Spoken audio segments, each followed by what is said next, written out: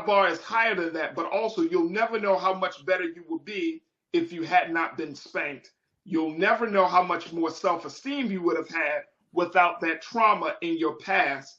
Yes, I call getting beaten by someone who is far bigger, someone you love and rely on for everything, traumatic.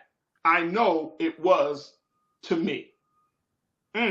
Yeah. So Teray, generally speaking, is correct. And also in the article, Dr. Stacey Patton is quoted. The reason why so many African Americans say that they were spanked is because prior to 1910 and prior to the Great Migration, the Great Migration basically starts in 1915, 90% of African Americans lived in the South, basically as a result of slavery. So during slavery, we were beaten.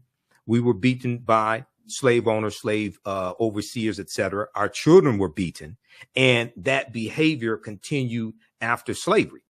All right, folks, welcome back to the show. In our final conversation, I wanted to talk about something that we have talked about, which is part of parenting in the Black community. But more importantly, I wanted to talk about normalizing corporal punishment, how there is a growing number of voices around the punishment or the discipline strategy of spanking. And this came up among, I was reading a post by the brother Torre, who wrote for the Griot, and he wrote this piece called "Spanking is a Holdover from Slavery, so Stop Hitting Your Kids." His opinion is that spanking is perceived as a Black thing, but it's really a white European tradition that we adopted. And I wanted to have my brother Michael Imhotep, to give us some insight into this phenomenon of how we discipline children, especially using spanking. So let me bring my brother back into the discussion. Here's one of the things that Torre said in his piece when we're looking at the situation of spanking. I'm just going to pull this up here very quickly. Mm-hmm. Right. He shared with us, Brother Michael, this. Keena, let's put the first quote up on the screen. The General Social Survey in 2021 found that 37% of Americans support spanking, including 43% of Republicans and 30% of Democrats. Among working class people, 43% are pro spanking, while 34% of middle class people are. And 43% of Black people support spanking, while only 36% of what white people do. Now, as he's having this conversation, Brother Michael, talking about this, he's made the point that a lot of people will say this: I got spanked and I turned out fine. And we heard that from Black folks. He said, right, well, I want our kids to turn out a lot better than fine. My bar is higher than that, but also you'll never know how much better you will be if you had not been spanked.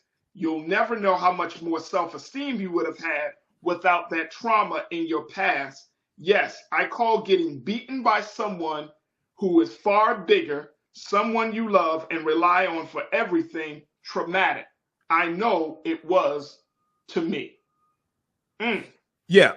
So Teray, generally speaking, is correct. And also in the article, Dr. Stacey Patton is quoted. The reason why so many African Americans say that they were spanked is because prior to 1910 and prior to the Great Migration, the Great Migration basically starts in 1915, 90% of African Americans lived in the South, basically as a result of slavery.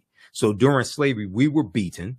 We were beaten by slave owners, slave overseers, etc. Our children were beaten, and that behavior continued after slavery. Okay, so when you look at, for instance, I just posted an article here in the chat, and this is something I covered some years ago on the African History Network show. We look at this article here from July 23rd, 2014 from CNN.com. Spanking the gray matter out of our kids. Spanking the gray matter out of our kids. And it talks about how science tells, researchers say physical punishment actually alters the brain, not only in an I'm traumatized kind of way, but also in an I literally have less gray brain matter in my brain.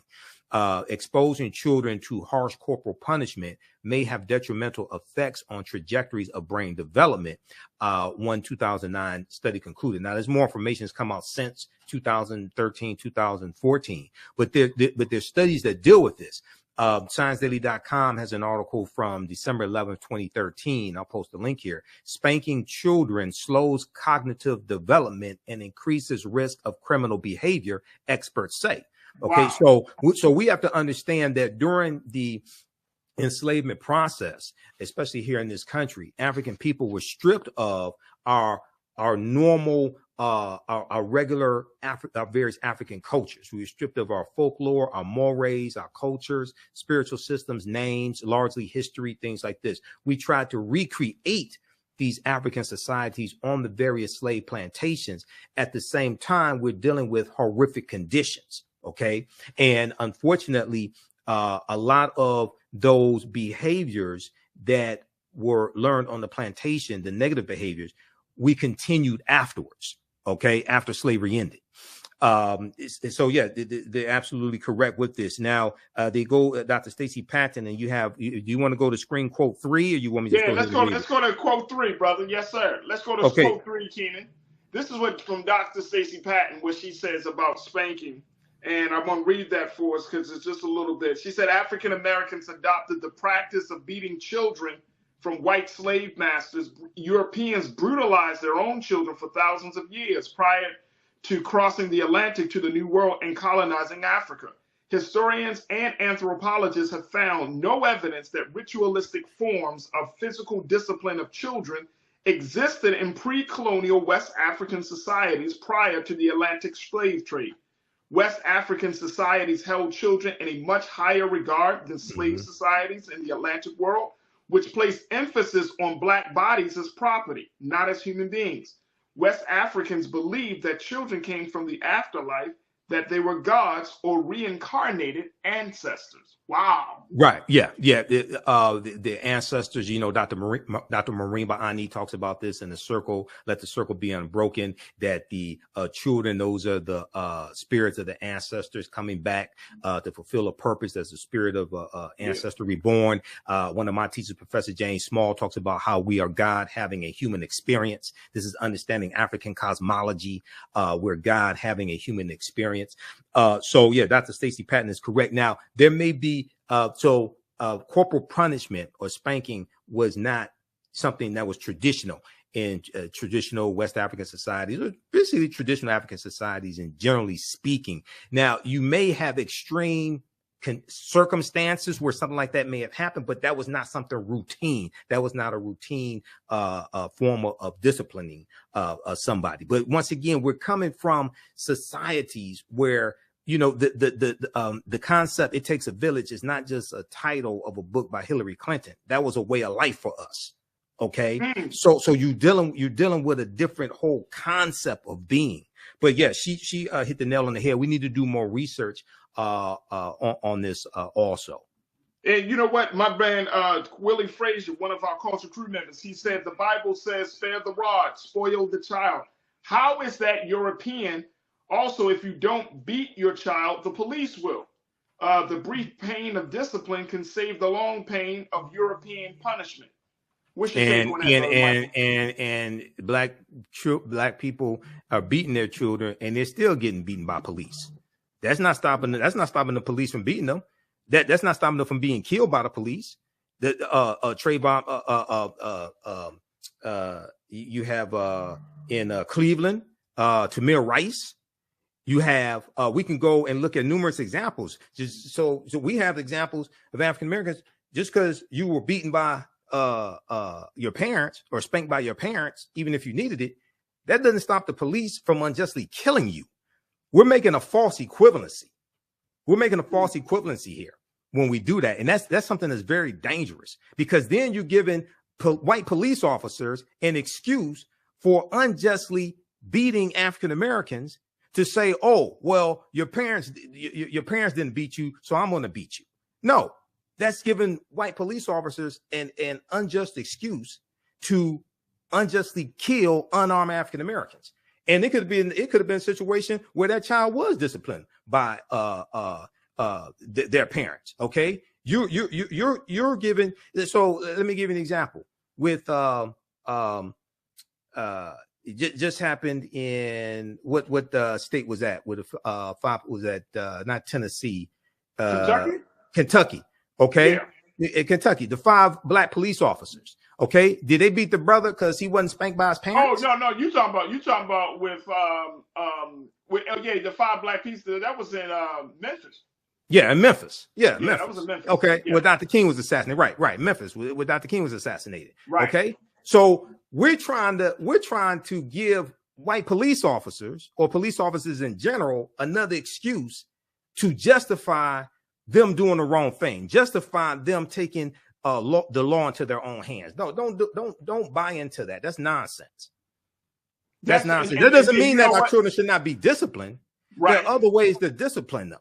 Okay. Right. There are other ways to discipline, taking away privileges, grounding them, taking away their allowance, things like this. But thinking that just beating the children and ignoring the science and then saying if I don't beat them, then the police will. That's a slave mentality right there. That's a slave mentality. This is a very interesting piece. We don't have enough time to kind of delve deeper into this. But folks, I would highly recommend y'all check out Touré's piece on thegrio.com. It's very interesting and fascinating. I think there's so much more that needs to be said about corporal punishment because it is so ingrained in Black culture, in Black family life. Because slavery is ingrained in our culture, and we have been taught to act like slaves. Absolutely. This is what Dr. Joy DeGruy talks about in the post-traumatic slave syndrome.